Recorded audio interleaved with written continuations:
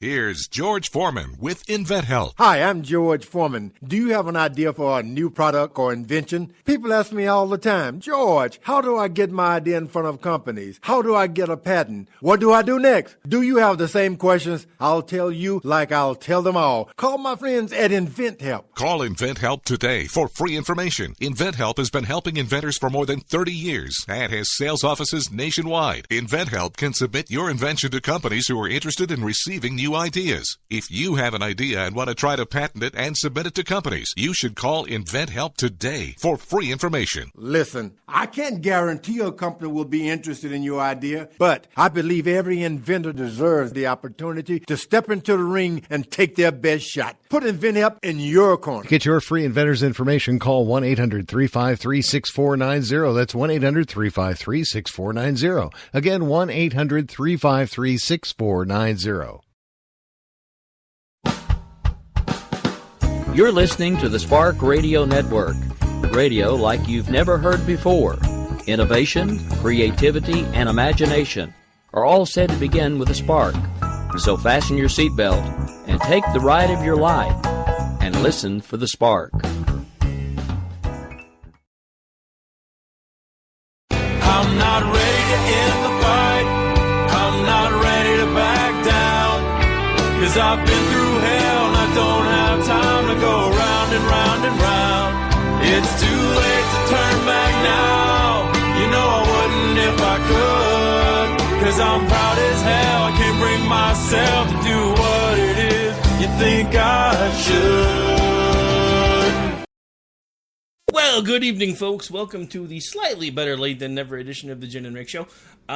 This is May 25th, 1917, and sadly, I am an old man officially today. No, not really. I won't really count myself that until I hit 50, and I still got a ways to go to there, but I am 1 year closer, which makes me a little sad. Good evening. Hey, Jen, I'm going to let you talk for a second while I go get my Metamucil. How you doing? Oh, come on. You're not that old yet. If only you knew. I have that, right next to the microphone, I have the little glass where I put my teeth at night. I'm just saying. Whatever. No, I'm doing pretty good. Just been, I've had a fairly eventful day on the Twitters. But other than that, just plugging through. Awesome. Yeah, it's been kind of honestly, it's been kind of a hit and miss day for me on Twitter because, we were like slow and then we would get busy and then we would get slow again and then the phones broke, so I had like an hour to kill. And then the phones came back on, so we were like slammed for the rest of the day. And I'm like, if you're going to break, I really wish you'd just stay broke. So, anyway. So, it's been kind of hit and miss for me today. I've seen lots of people that seem mad, which is kind of one of the reasons why I went with the title of the show today, which is You Mad, Bro? Because it seems like everybody's mad about something lately. I don't understand why everybody's so angry. And unfortunately, with the situation that sort of involved me, it involved one of my people initially, and then it was branched out into a vast smear of just, a broad smear of misfits and all this kind of thing. And of course, I'm a tribalist, and somehow it got into how we defend Nazis. I'm not sure this person wouldn't ever actually, provide any evidence for these things, but whatever. It just went on and on and on, and it's kind of still going on. And I just think it's really funny how people say, you're a tribalist, you are, you kind of just, you do groupthink, you go along with all this, while at the same time, like them and their group and their little groupies are all faving, liking, retweeting, and doing their own subtweets about the same thing, agreeing with them. But they're individualists. You're the group, you're the tribalist. So this has been an ongoing thing that has been happening in different little schisms of the Republican Party, the conservatives, kind of going back to the primaries, maybe even a little bit before we really got into the election season. And it just seems to have, there seems to be an even deeper divide driven, and people really focusing on really crazy things. I mean, this is really like, this comes down to that anti-Trump versus the anti-Trump versus the actual Trump supporter.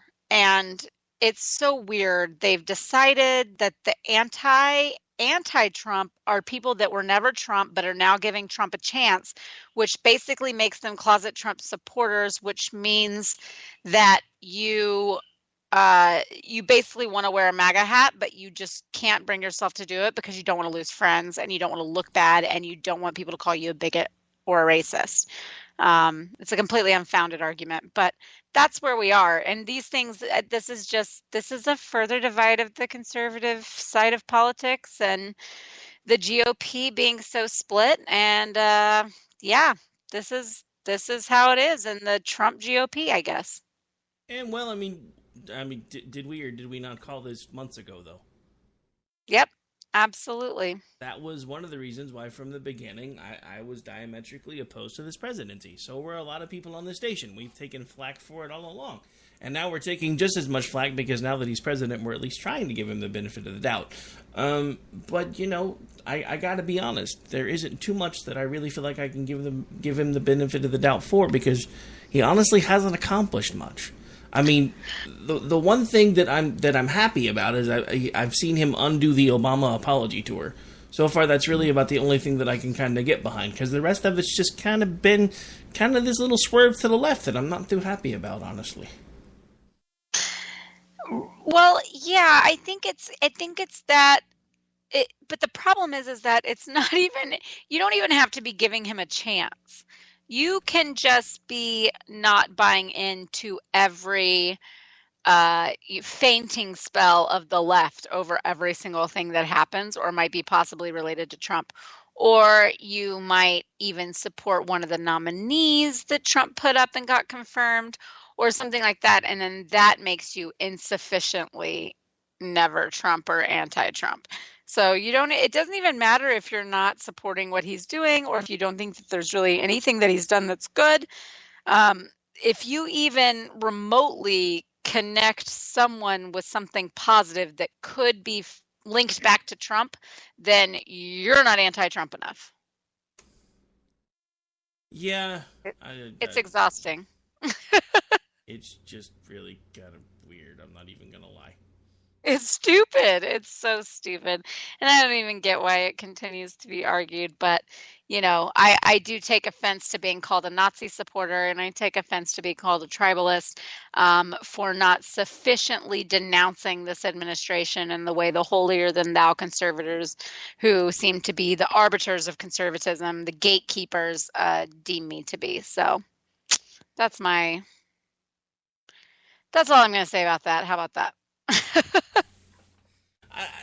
I don't see how we're ever going to come back together, because I mean, this is not dying down. We have an entire group of people that are still actively resisting this president. Look, I get it. There were a lot of people that were not happy about Obama as president, but if you honestly think you can compare the two separate instances of their first 100 days plus and not see that this one seems to be a lot worse as far as people just not giving an inch, not willing to let him do anything or accomplish anything. I mean, we literally had people leaking information that was given to them by British intelligence in regards to this recent bombing.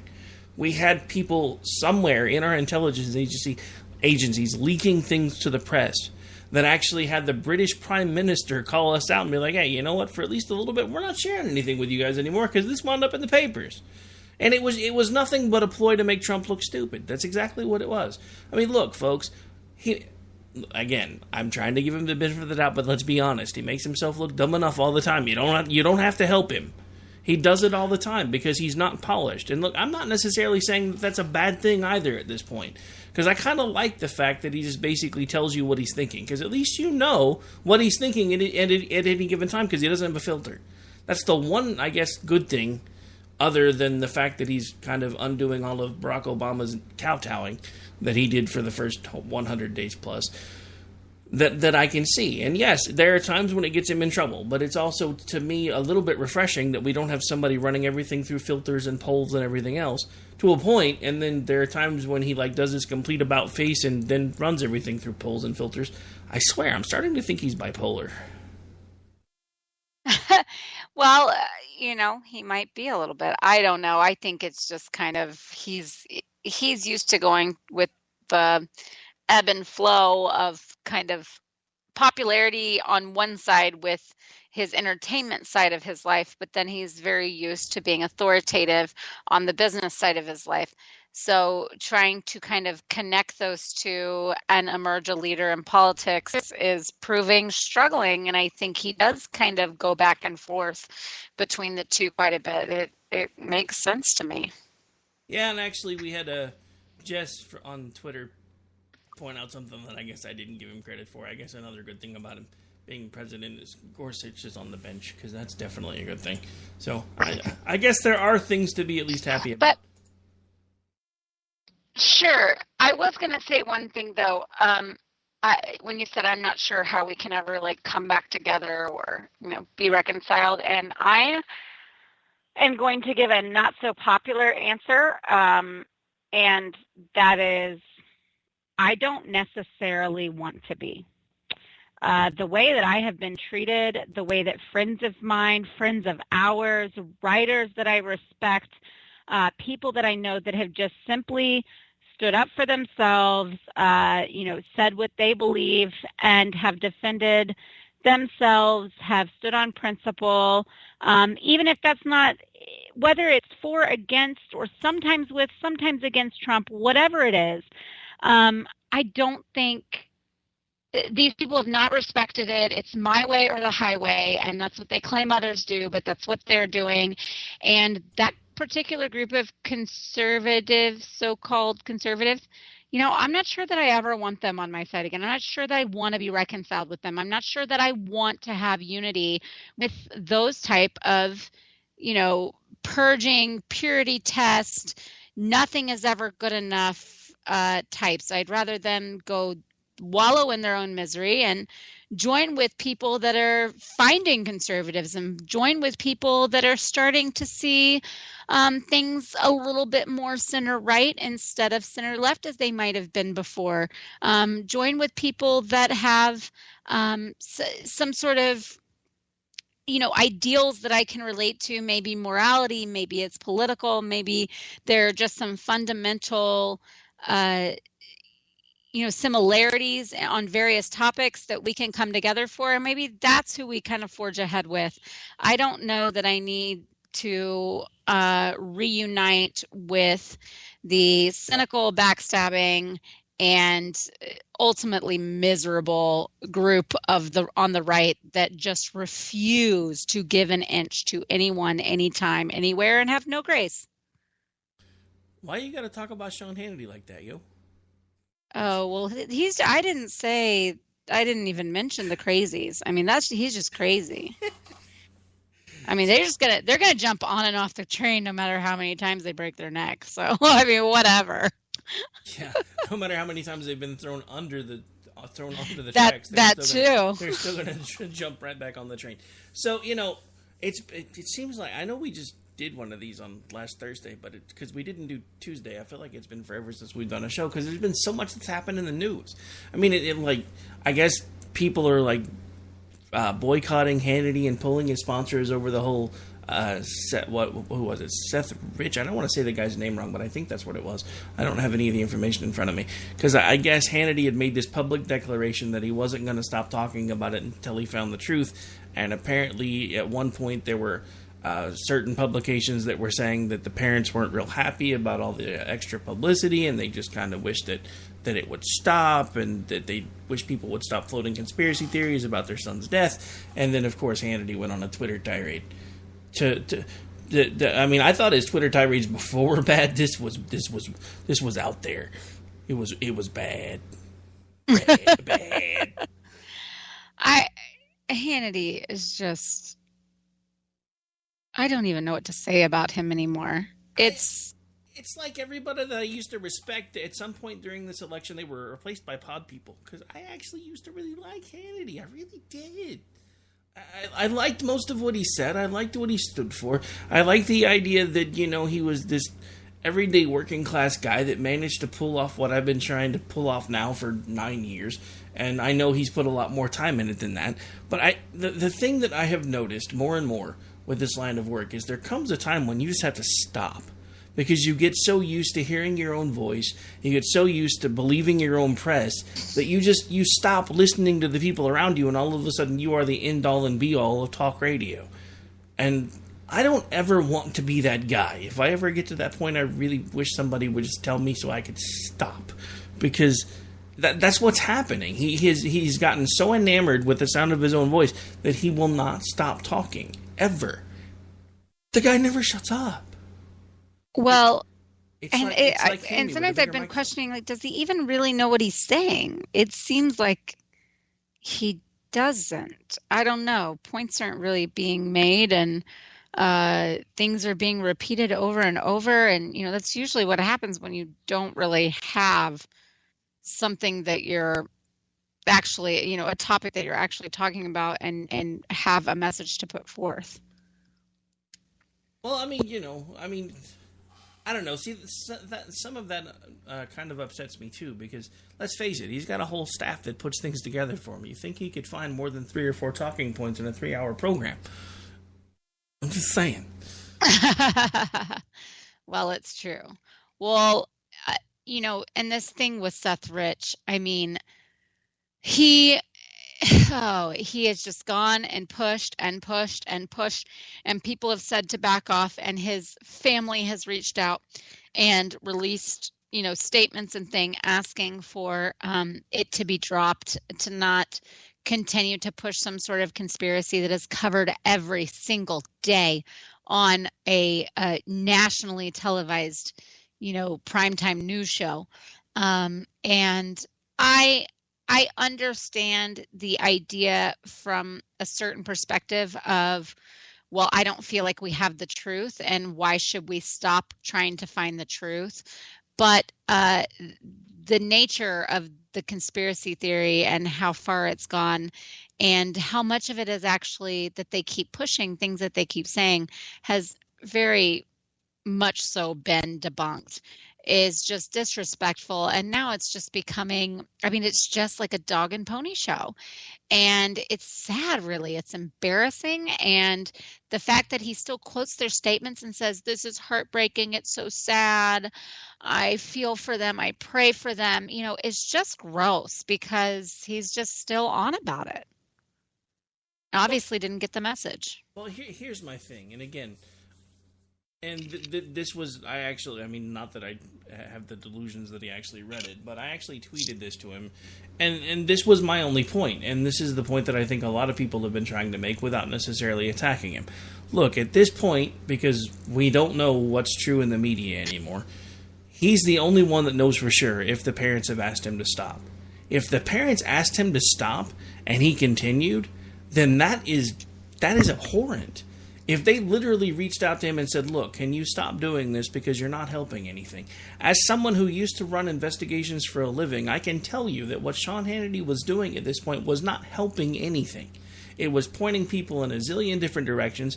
They were probably getting tips all over the place from crazy people because of the extra publicity from Sean Hannity, which didn't help anything. And to top all of that off, if the parents of this person asked him to stop and he chose not to, since he is not a member of law enforcement, technically they can sue him. Well, I think that's probably where this is heading. I don't know that they've actually reached out to him personally, but they have put out several statements to the media in general asking for this to be put to rest. So he's part of the media, and he is actively pushing something that they have explicitly said, please stop running with this conspiracy theory and let us be in peace with the memory of our son, basically. And like you said, there's a difference between law enforcement and between feeding the fodder of Reddit threads. which is essentially what this is at this point. I mean, look, and again, I'm not trying to throw any stones because I get it. You know, as someone who used to do investigations, there are times when I'm kind of a dog with a bone too. I will get on something and I won't stop until I figured it out. The good news is I'm so small that people don't really yell at me for getting involved yet.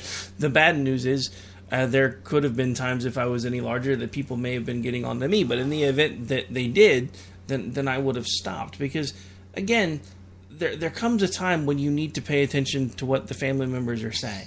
And for the fact that I've seen so many people that when I said that, and I actually added it to Hannity and said, look, man, at this point, you've really kind of jumped the shark. If the parents have asked you to stop, whether it's directly you or the media in general, then it's time to stop. And then I had people start tweeting me, be like, well, did somebody pressure the parents to tell him that? Maybe somebody told them they needed to stop looking into it. Have you ever thought of that? I'm like, so are we all Alex Jones fans now? Because I'm not.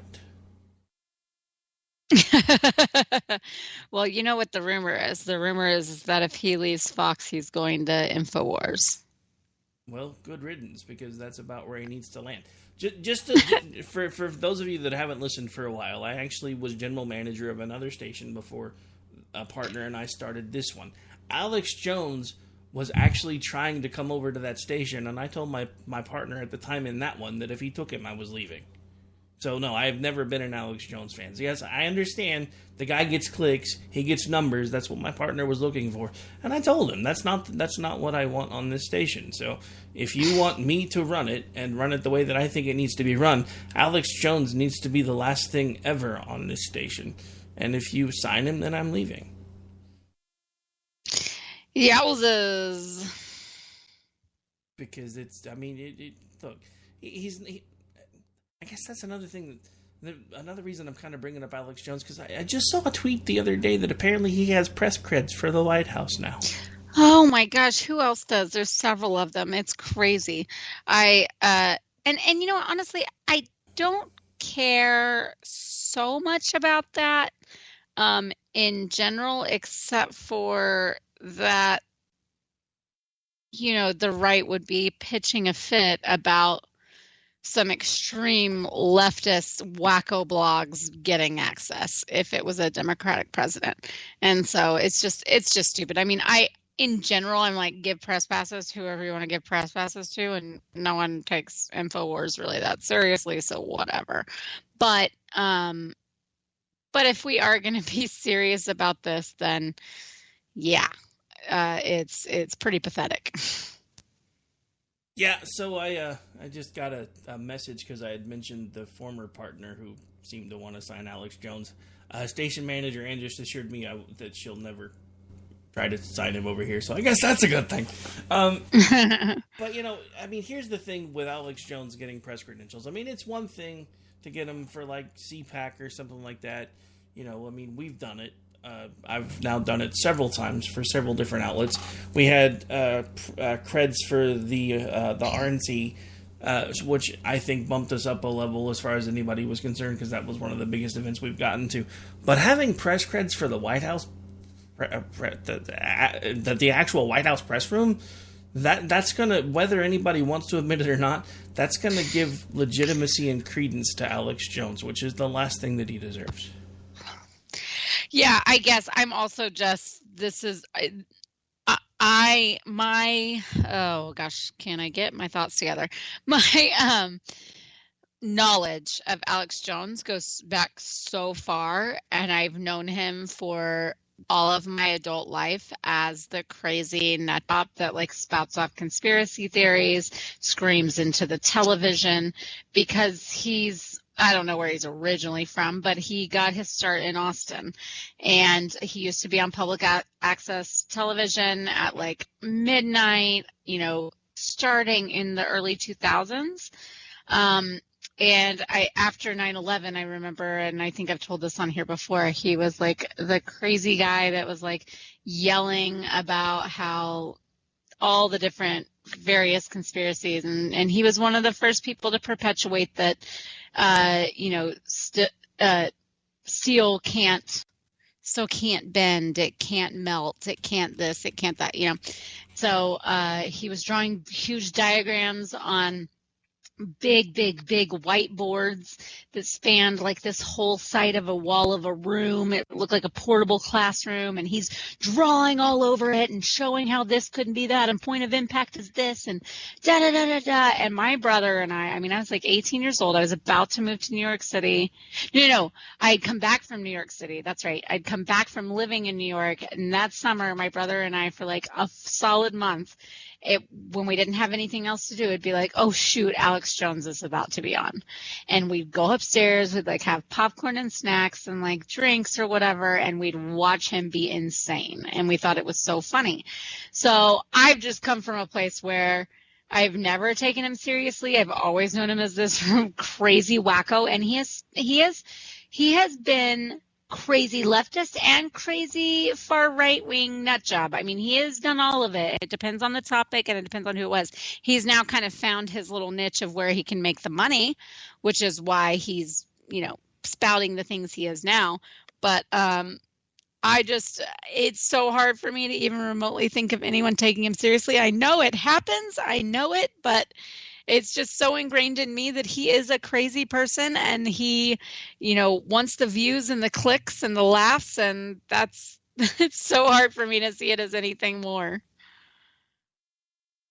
Yeah, well, I mean, I could see it from your perspective because, like you said, he got his start in your area, so you've seen him from the jump and been like, yeah, dude's nuts, move on.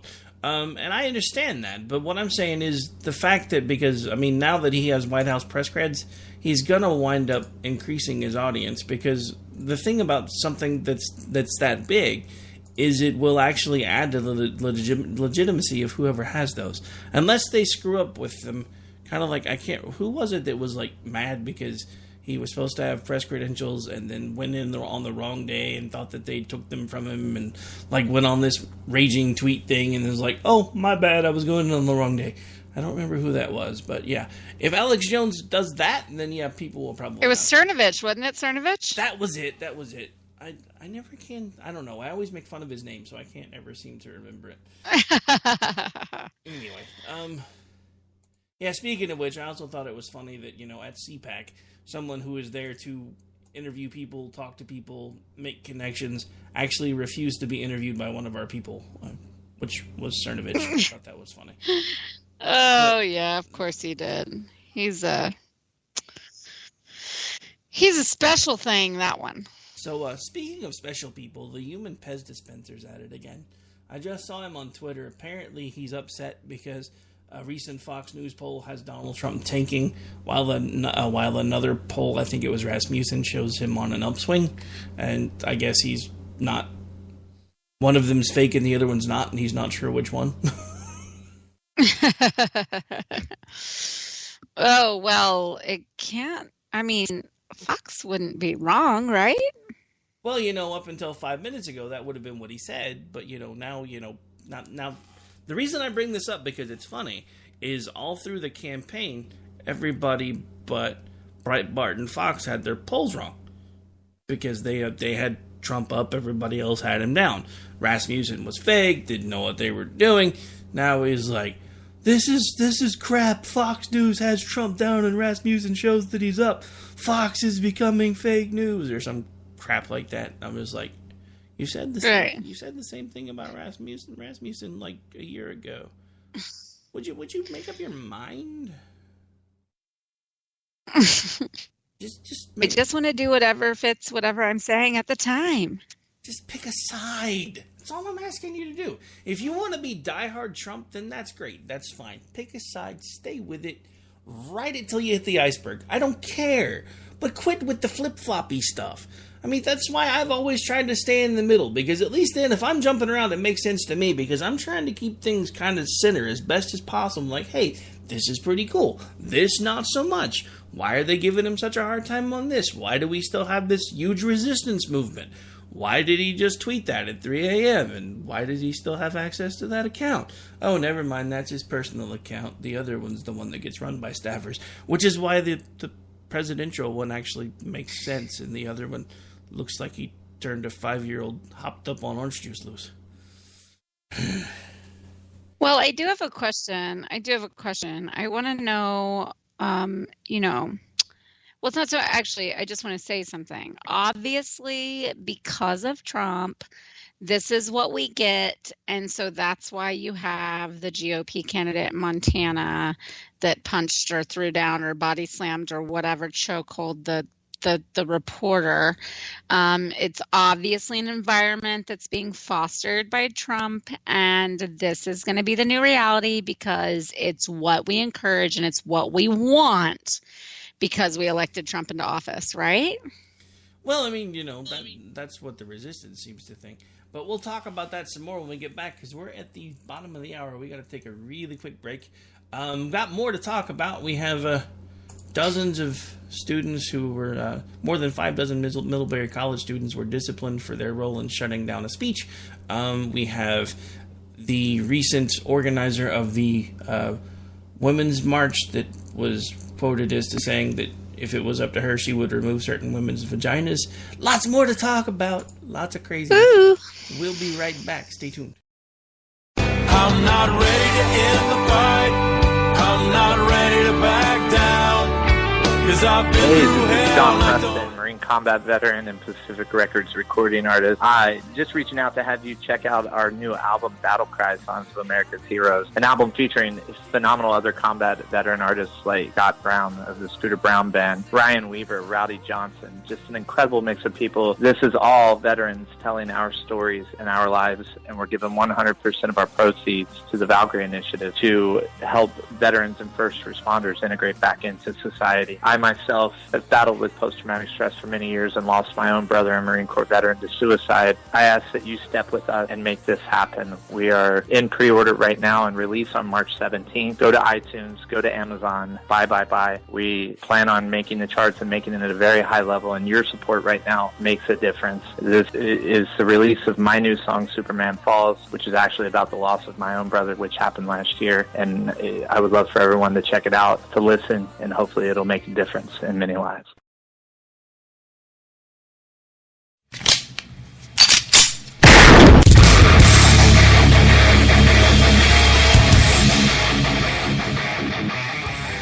This is Slickery Trigger for Rebel Road Tactical.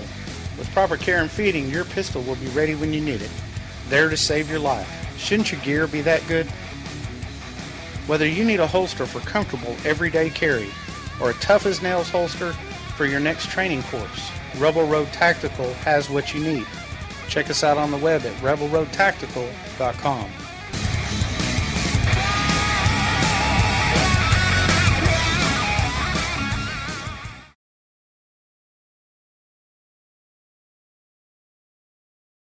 If you're 85 or younger, would you like peace of mind and comfort for your family? We're Final Expense Direct with an urgent message for you. The average funeral today costs over $8,000, but the most you'll get from government benefits is $255. How will your family pay the difference? We can help. Our senior plans start as low as just $1 a day and pay up to $30,000 for a funeral and other final expenses. Peace of mind is easy. There's no medical exam. You'll have lifetime coverage, and your plan can't be canceled as long as you pay your premiums. Call now for free information about our senior plans. Answer a few simple questions and receive approval right on the phone. Plus, call right now and we'll give you a discount prescription card for free. Call 800-553-8687. That's 800-553-8687. Again, 800-553-8687. 687.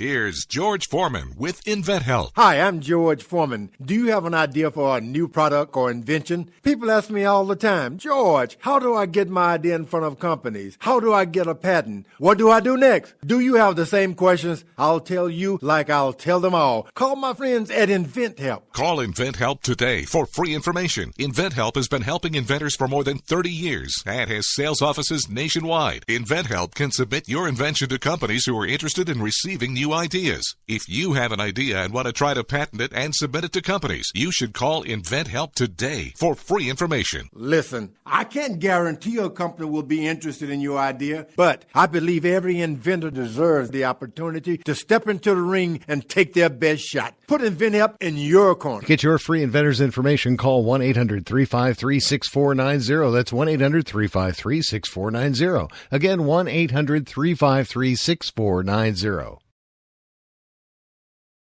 I'm not ready to end the fight. I'm not ready to back down. 'Cause I've been through hell and I don't have time to go round and round and round. It's too late to turn back now.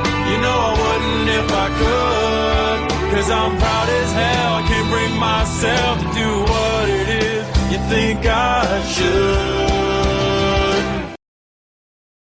All right, folks, welcome back. Well, we're in the last half of the show already. Programming announcement. It's my birthday, so I'm not staying up till 1 o'clock in the morning to edit, so we're not doing an America Off the Rails tonight. I'm going to send this one to the affiliates for tomorrow, so, But yeah, so also the other reason I decided last minute to not do America Off the Rails for tonight is I realized that Dan is going to be consuming mass quantities of alcohol tomorrow, and I didn't really take the time to arrange a co-host, so I think I'm just going to do a special Friday edition of America Off the Rails. So we're going to skip tonight and then do one tomorrow.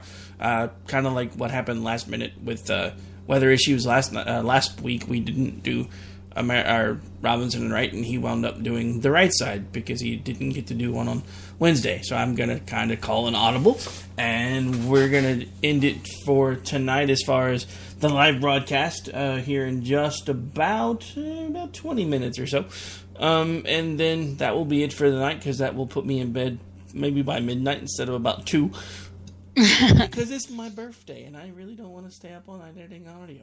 All right, so anyway, I'm done whining and done shop talking. So, interesting things have been happening all over the place. We'll talk about this one first just because I thought it was kind of interesting. Dozens of Middlebury students are disciplined for a Charles Murray protest. More than 6 Middlebury College students were disciplined for their roles in shutting down a speech by the author Charles Murray in March. The college announced this week, but the students were spared the most serious penalties in the episode, which left a faculty member injured and came to symbolize a lack of tolerance for conservative ideas on some campuses. The college in Middlebury, Vermont, issued a statement on Tuesday describing sanctions against 67 students, ranging from probation to official college discipline, which places a permanent record in the student's file.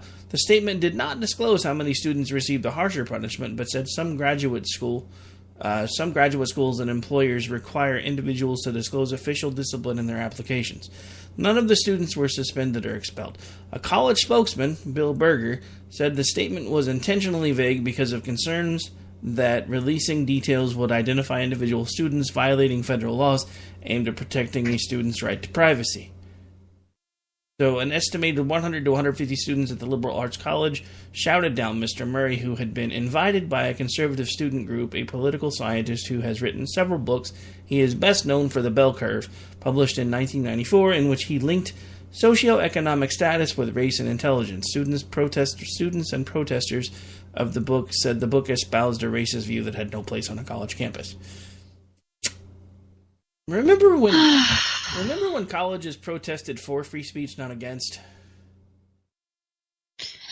I am so sick of this. This is so ridiculous. You know, they say that they're not, but they are. They are policing speech. And what is that?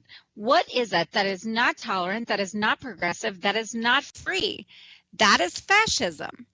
And they want to call whoever else that they disagree with a fascist, a bigot, a sexist, a racist, all of these things. But in reality, they are the intolerant ones. They want to preach diversity. They want to preach about acceptance and about learning and of all of these noble things. But in reality, they want to shut down anything that does not conform to their ideals, their way of thinking, or their agendas. Yeah, I mean, and here's the thing. What we're witnessing, for those of you that may not have been around when this happened the first time, because this is, well, actually, the most recent time, because this has happened a lot. We're witnessing liberals flipping words around again, because the word liberal didn't mean what it means today. And another reason why I'm bringing this up, because the other night I did a show on America Off the Rails that I entitled Liberalism is a Mental Disorder. I had a lot of more Jeffersonian-style liberals that have sent me hate mail, probably since I've started the show, which proves to me all they did was read the title and fire off an email, because they didn't actually listen to me explaining that the modern definition of liberalism is much different than it was before. So what's happened is, while they're calling themselves Antifa, which is short for anti-fascist, they are taking on fascistic tendencies and then calling everyone else who disagrees with them a fascist so that they can shift the blame over to other folks. This is the first step to basically reclaiming and changing the way a word is used. And they do this all the time. They've done it with symbols. They've done it with words. It's what they do. It's a mass effect of their groupthink ideology, because that's really what they do. They get a large group together and they push a single narrative until everybody starts buying into it. We've seen it time and time and time again, and this is another instance where they're doing just that. They're the ones that are stifling free speech, but they're blaming everybody else because the speech is racist. Look, maybe it is, maybe it isn't, but it's still protected by the First Amendment. Everyone has the right to say pretty much anything that they want to say, as long as it's not something that isn't protected speech. There's a handful of things that you actually cannot say, no matter where you are. Like, you cannot yell fire in a building because you may cause a stampede. That actually violates a federal law. There are things that are not protected speech. This was not one of them. Even if you disagree with it, it doesn't mean it's not protected speech. It's why I didn't have an issue when Milo was going to speak. I didn't have an issue with it when Ann Coulter was going to speak, because I don't like any of them. I didn't have an issue when Barack Obama was going around everywhere giving all his speeches. The only reason I even called out this last one was because he took $400,000 from a group that he's been demonizing for the last 8 years. That's hypocritical. Doesn't mean he doesn't have the right to say whatever he wants. Just means he's a hypocrite. I'm not trying to stifle his speech. I'm giving an opinion. Well, but that's they don't want to hear opinions. They don't want to hear opposing speech. They don't want to hear things they don't agree with. And, this, especially colleges, but in general, people of a certain intellectual persuasion used to value and cherish being exposed to all sorts of different ideas, to hearing all sorts of different kinds of speech, for reading all sorts of different kinds of, whether it be history, whether it be provocative writing, whether it be nonfiction, whatever it is, in order to, enrich your brain, to form your opinions, to give you a look of the world, and to form that view from your own perspective and decide what you believe and how you think, and to expand your mind. And now they want to close it off. I mean, they just absolutely do. They don't want that kind of exposure. They don't want people free thinking and learning and diving in and just indulging in all of the different kinds of things, whether it's going to someone's speech, whether it's reading a book, whether it's taking a class that, is set upon something that you don't necessarily think you agree with, and then figuring out from there, what you really think, what you really believe, and then what you think is right, and how to then defend that, which, by the way, your best bet for being able to adequately defend your own principles and beliefs is to listen, to read, to hear things that are directly opposing them, and to better formulate your argument, because you know what they are believing and how they argue against you. And then you're able to see where the holes are. You're able to see maybe the things that you don't quite believe in that you thought you did, and then kind of shift and change your viewpoint and how you want to, reconcile that. And that is incredibly important. And it's it's so necessary for human nature, and we are just shutting that off. I don't know. I mean, not to backtrack over some of the things that you've just said, but I remember when we used to study things for a reason. If there were things that people said that we disagreed with, we went out of our way to study them because we wanted to understand them. We wanted to understand why their viewpoints were so much different than ours. It's one of the reasons, and I don't tell people this very much, but as someone who used to help out as a lay pastor, I actually was asked to give a group of sermons once on the Quran. So, and it was something that the pastor that was running the church at the time asked me to do. She gave me about 2 months notice so I could prep, because it wasn't something that she felt comfortable delving into, but she knew I was pretty good at research and could probably get it put together pretty quickly. And she knew this because she'd asked me a couple of times to preach with like 30 seconds notice, and I put together a 45-minute sermon, which is why I'm pretty good at doing shows like this off the cuff. But at the same time, I took the time to read the Quran. I read a lot of the partner books with the Quran. I did some research. This was when the internet was still basically in its infancy, so things like Google were barely used. So a lot of it was done at the library. But there were lots of things that I found out that most people don't know or they don't understand. Like the Bible is basically a book where you can pick it up, you can open it at the front, you can read it all the way through, and at the end of it you have a pretty good chronological story of how things happened according to the Bible, and what happened to put things in motion, and what God did to basically reunite man and God because of the separation of sin. The Quran does not read that way. The Quran is not a chronological book. If anything, if you actually read the companion books, what they tell you to do is focus on the part of the Quran that deals with the 10 years that Muhammad was actively trying to take over the world, because that was the most important part of the Quran. You always start there first. That's the part of the book that makes him sound the craziest. But that's the thing. If you don't study the people that you disagree with, you're never going to understand. I listen to liberal folks all the time because I want, not Jeffersonian JFK style liberals, like the actual crazy ones, because I'm trying to understand where we've lost them at. Where did they take such a sharp left turn that they think the government needs to take care of them for everything? Because that's not what this country was founded upon.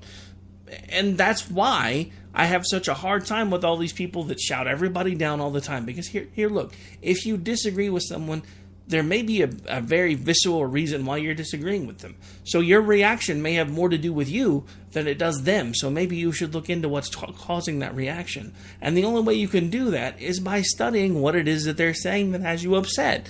And at least maybe by the end of it, you'll understand something that maybe you didn't understand before.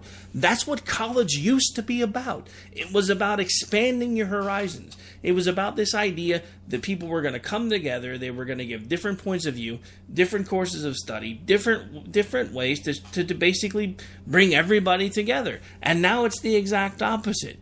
Now it's a meat grinder. Everybody goes in different. They come out looking the same. Period. End of sentence.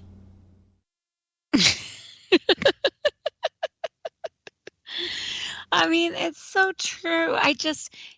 What happened to individualism and to being able to teach critical thinking and have people come to their own conclusions and analyze things and have, worldly discussions and debate. I'm not talking about mudslinging. I'm talking about actual debate on topics in order to sharpen their minds and open their brains to new things. I mean, it's crazy to me that this has just all been, and it was already happening, in the early to mid 2000s when I was in college.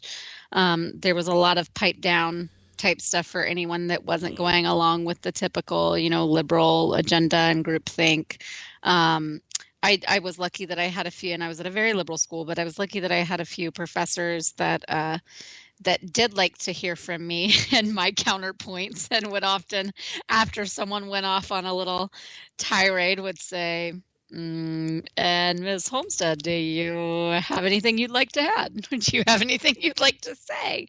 Because they knew I usually did. And I'm very much grateful for those professors. And though they didn't often agree with me, they encouraged me to be heard. And they encouraged us to all debate our points and to allow us to have them, to say them. And it's just, I don't know what's going on, that it's not a learning environment. It's not fostering growth, and it's certainly, they might think it's fostering progressivism and prosperity, but it's not. Thanks for reminding me how old I am. I completed enough credits for my associates in 1994. Sorry. Meh. Sorry. I did go to college a little late, so there is that. Uh-huh. I went a few years late because I went gallivanting around the United States, See, I kind of wish I would have done that. Being a professional dancer and choreographer and yada, yada, yada. All the things that should make me not a conservative, I guess. We're actually going to have to do a show about that sometime, because I really do want to get your perspective on how it is that you spent so much time in such liberal surroundings and still managed to maintain a conservative point of view. Well, we can do that for sure, but let me give you the short answer. It's very simple. I am stubborn. I am stubborn AF. Okay, well, anybody that's known me for longer than 30 seconds already knows that, so, I do not conform. I do not like to think like others, and I am not going to be told what I should or should not believe in and appreciate or not appreciate or cause I should care about. So, yeah, I'm stubborn. So I got through. You stubborn? Nah. I know, it's very hard to believe. Yeah, I'm just not sure I believe you. And that was sarcasm for those of you who couldn't tell. Yes. He was being sarcastic to me. Hey, it's my birthday. I'm old, and I'm old. I can be sarcastic if I want. I'll allow it. All right, so I've kind of monopolized the topics for the night. We're down to about 8 minutes or so. Is there anything else you wanted to touch on? You know what? Yes. Let's flip it just a little bit. Other than the, whole punching a reporter thing or body slamming a reporter thing that everybody's up in arms about, one thing that that should be major news is that there were some more videos that came out from the Center of Medical Progress. Did you hear about this? I heard a little bit about it, but I didn't have time to look into it. So they actually attended the National Abortion Federation conventions in 2014 and 2015. And they have not been able to release these videos before, but they have been able to now. And oh my word. I mean, the way that they said some of these were taken where they are just they're just recording people that are on a panel, that are just speaking at the conference, not even like trying to catch them doing it. Like they're speaking at the conference they're sitting on a panel at the conference. And then some of them are just speaking to them, in the hallway on the side and outside the convention room or whatever, outside a meeting room in between sessions or right after a session or whatever. So, but again, this is just crazy. One of the quotes is, if I'm doing a procedure and I'm seeing that I'm in fear that it's about to come to the ubiquitous, I might ask for a second set of forceps to hold the body at the cervix and pull off a leg or two. So it's not PBA, which is partial birth abortion. Then there's another one who says, but we certainly do intact D&Es, which is dilation and extraction, otherwise known as partial birth abortion, a method that is illegal under federal laws. She says, but we certainly do intact D&Es. I mean, how people can still look at this and say, this is not happening. This is not an industry for profit. There are not people, and a lot of these people are that were speaking, these are almost all people that are affiliated with Planned Parenthood. The one about the D&E, just Dr. Stacy Dillon, the Director of Abortion Services for Planned Parenthood of New York City. This other one is Dr. Uta Landy, the founder of the Consortium of Abortion Providers and the Planned Parenthood Federation of America. Another person was part of Planned Parenthood of, where did it go? Planned Parenthood Gulf Coast, which is one of the ones that people remember from some of the other videos that's been referred to local law enforcement for criminal charges for fetal tissue trafficking. Planned Parenthood of Michigan. Given that we actually see the fetus the same way, and given that we might actually both agree that there's violence in here, let's just give them all the violence. It's a person, it's killing. Let's just give them all of that.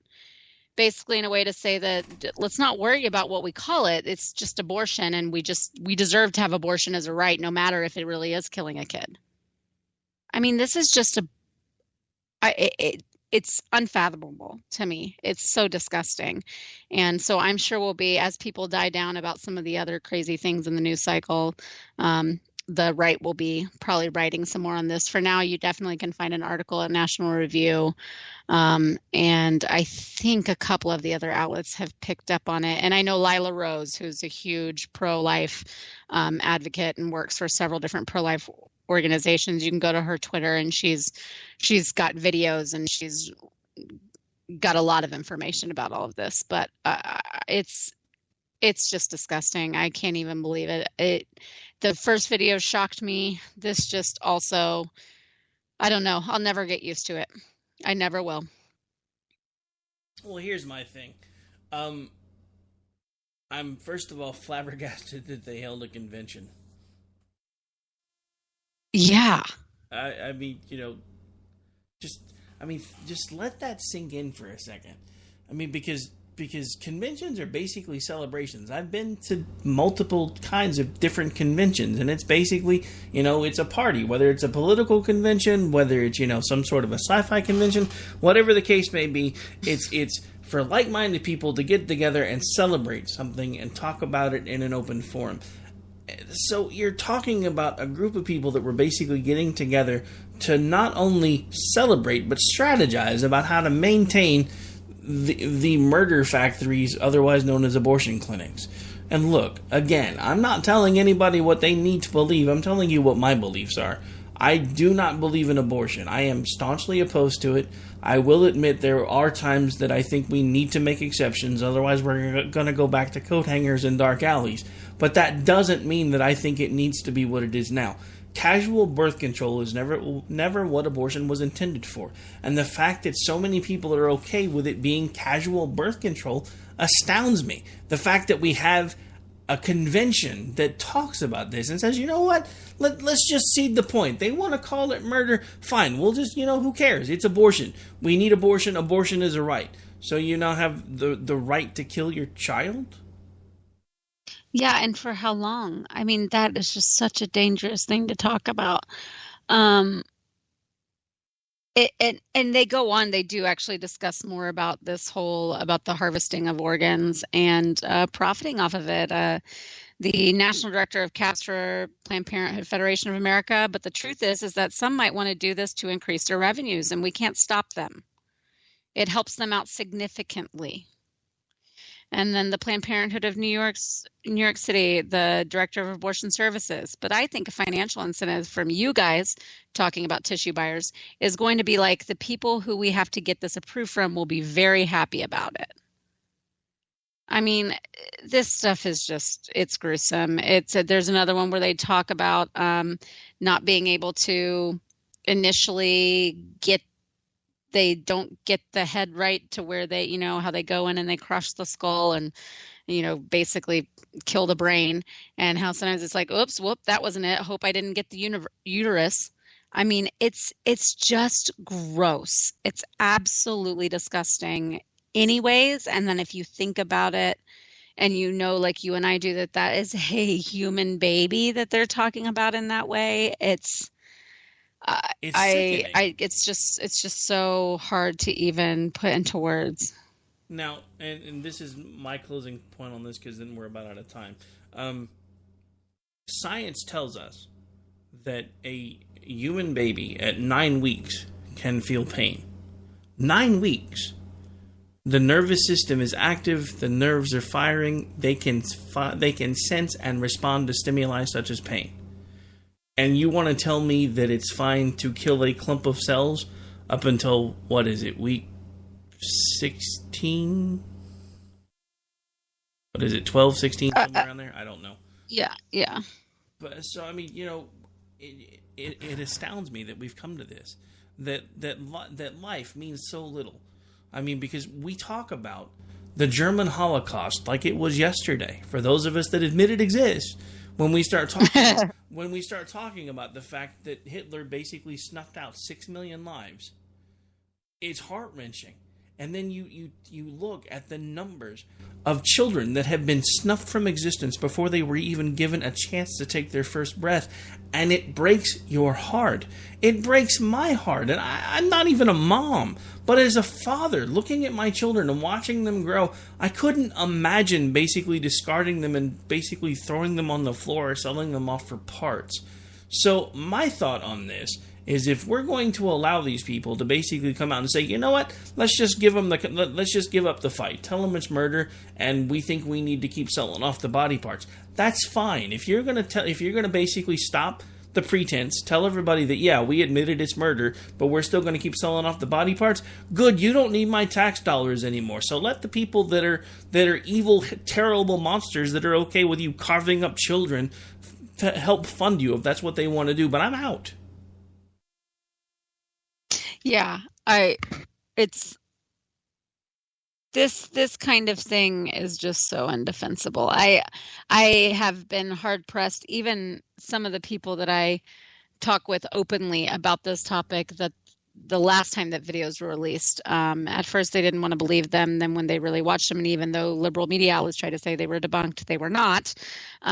They absolutely have changed their mind about supporting this organization because, and also for money to go to them for funding this kind of thing, and especially when they're making these profits. And it's just, oh my gosh, it's just such a gruesome business. I can't imagine being in it. What a soul-sucking job. I almost said no pun intended, but that wouldn't even be funny. All right, so we are out for the night, folks. Again, there will be no America Off the Rails tonight, but programming change up since Dan is going to be off at a beer fest. We're going to do an America Off the Rails for tomorrow night. So we're out for the night. It is a few minutes past 10 o'clock, so we actually ran a little bit long, but we got a late start, so no big deal there.